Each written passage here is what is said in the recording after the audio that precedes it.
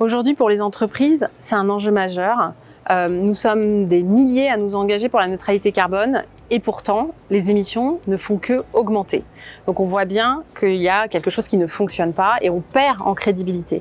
Donc pour pouvoir gérer cette ligne de crête, il faut accepter d'être radical dans les constats. Le guide, c'est la science, mais il faut aussi être clair sur le plan d'action. C'est vraiment pour moi la crédibilité, c'est le plan d'action. On ne peut pas compter sur la technologie magique en 2048 qui va nous faire réussir la neutralité carbone à 2050.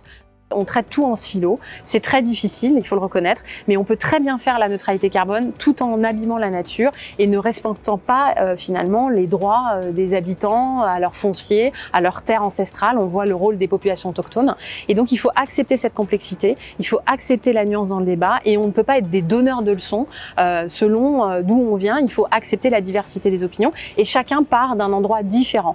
Moi j'aime cette phrase du GIEC qui est la responsabilité commune mais différenciée.